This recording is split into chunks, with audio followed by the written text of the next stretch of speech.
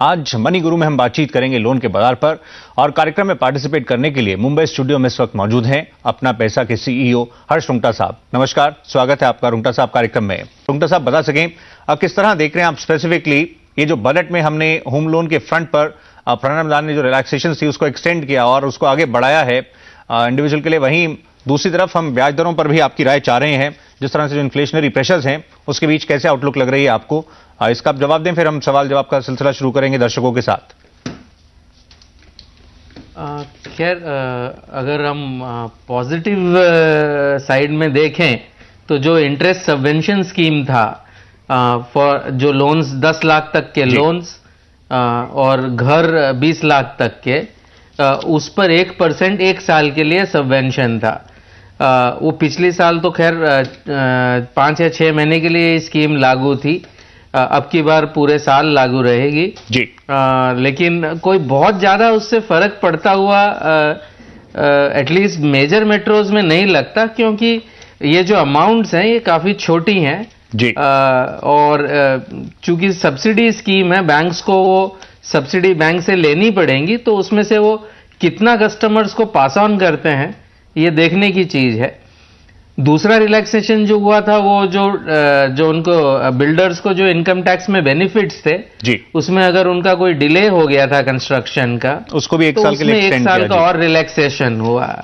चलिए रुंगटा साहब, हम आइए कुछ दूसरी जी, हम आइए जो दर्शकों के सवाल आए हैं हम उनको अब उठाते हैं। जिस तरह से हमने कुछ पहलुओं को टच किया जो हुए हैं, हमारे पहले दर्शक जो हमारे साथ जुड़ रहे हैं, हम सीधा उनका रुख करेंगे। गोरखपुर से नितिन पाठक साहब लाइन पर हैं। नमस्कार पाठक साहब, बताएं, सवाल बताएं। जी, मैंने एजुकेशन लोन लिया था मार्च में 2007 में। ओके। 10 लाख रुपीस का। ओके। तो अब ये कहाँ स्टडीज आप बता सकें, कहाँ के लिए, कौन से कोर्स के लिए और कहाँ पे स्टडीज? इंडिया के लिए था, बाहर के लिए था? इंडिया के लिए था। IIPM कॉलेज में पढ़ रहा हूँ मैं, अब फाइनल ईयर चल रहा है मेरा। ओके। तो बैंक ने मुझे प्रॉमिस किया 10 लाख रुपीस देने के लिए। बस लास्ट ईयर मार्च में उन्होंने मेरे को एक लेटर दिया, उसमें कहा कि 7.5 लाख लिमिट है बैंक का जी, और they can not raise more than 7.5 lakh जी। तो ये आपको ये 10 लाख का जो आप कह रहे हैं, पहले कैसे आप फिर इस बारे में आपने जब इनिशियली जब ये पूरा प्रोसेस किया था उस समय आपको पूरा जो पेपर वर्क हुआ उस समय आपने ध्यान नहीं दिया? नहीं, सब कुछ ध्यान दिया था, but bank still promises me to give the 10 lakh rupees.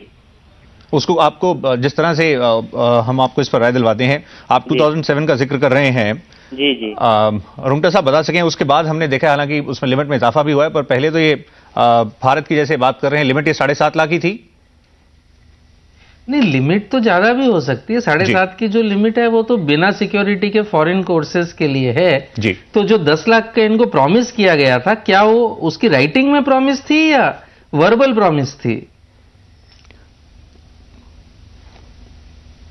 जी, आप लाइन पर हैं, आप बता पाएंगे? हमने आपसे जैसे पूछा जो इनिशियली जो पूरा प्रोसेस हुआ, जो पेपर वर्क था, उसमें क्या डिटेल्स आपको दी गई थी? सारा कुछ सब कुछ सही दिया था, लेकिन bank still bank has promised me to give you 10 lakh rupees. ये प्रॉमिस हम पूछ रहे हैं कि लिखित में किस प्रकार से जो कार्रवाई हुई थी उसके बारे में बता सकें। ये सब कुछ कार्रवाई सब कुछ सही था, सब कुछ लीगल था। नहीं, रिटर्न में बैंक की तरफ से आपको कहा गया था? जी, रिटर्न में बैंक से कहा जाएगा, रिटर्न में लिखा हुआ है 10 लाख सैंक्शन है, it's in file only. Okay, तो ऐसे केस में बैंक वैसे जनरली ऐसा होता नहीं है, एक बार जब वो प्रोसेस हो जाए। रुंगटा साहब, ऐसे में इनको फिर ये क्या बैंक के वरिष्ठ अधिकारियों से अप्रोच करें, क्या किस तरह से आप इनको राय देंगे? रास्ते तो और भी हैं, पर कैसे आगे बढ़ा जाए? जनरली इस टाइप की प्रॉब्लम्स होती नहीं है, या थोड़ी अलग टाइप की प्रॉब्लम है कि 10 से 7.5 इसको क्यों किया गया है, उसके कारण समझने पड़ेंगे।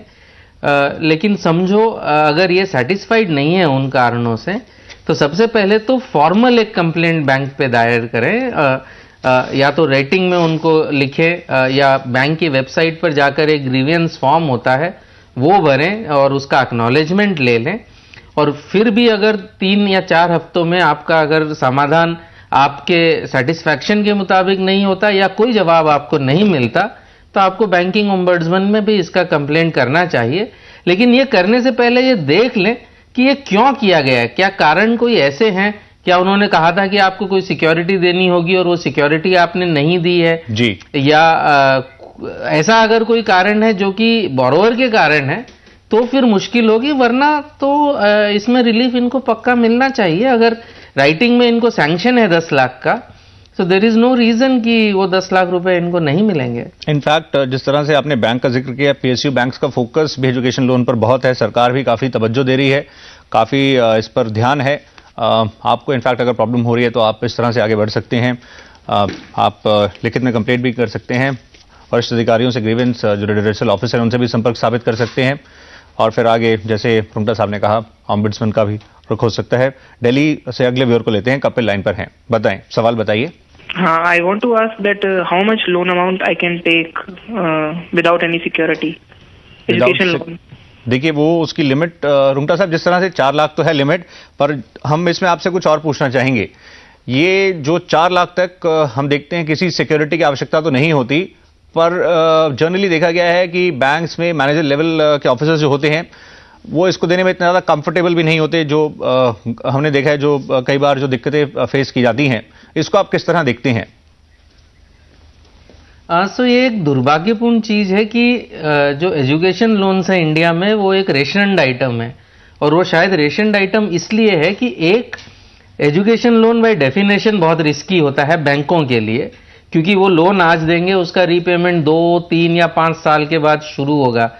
उस दौरान शायद ब्याज भी जो है बोरोवर ना दे, ब्याज भी कंपाउंड होते रहेगा, और सारा का सारा रीपेमेंट कोर्स खत्म होने के 6 महीने बाद या नौकरी शुरू होने के बाद जो भी पहले हो उसके समय शुरू होता है।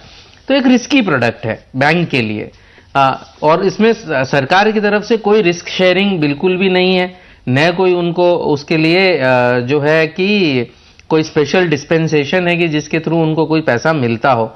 ये जरूर है कि सरकार से दबाव है पब्लिक सेक्टर बैंकों पर एजुकेशन लोन देने के लिए, और इसीलिए सिर्फ पब्लिक सेक्टर इसमें एक्टिव है। आप देखें प्राइवेट सेक्टर इसमें कन्नी काटते हैं, बिना सिक्योरिटी के बिल्कुल नहीं देंगे प्राइवेट सेक्टर। तो जहां तक पब्लिक सेक्टर का सवाल है, एज पर जो इंडियन बैंक एसोसिएशन ने जो सर्कुलर निकाले हैं उसके मुताबिक 4 लाख तक का लोन आपको बिना कोई इनकम वाला गारंटर होए बिना, मतलब उसकी इनकम देखने की जरूरत नहीं हो, आपके पेरेंट्स को गारंटर बना सकते हैं जी, लेकिन they need not have income to justify the loan. जी रुंगटा साहब, 4 लाख तक आपको मिलना चाहिए कोर्स के लिए, और अगर आप फॉरेन कोर्स कर रहे हैं तो 7.5 लाख तक बिना कोलैटरल सिक्योरिटी के मिलना चाहिए, लेकिन गारंटर बैंक इंसिस्ट कर सकती है।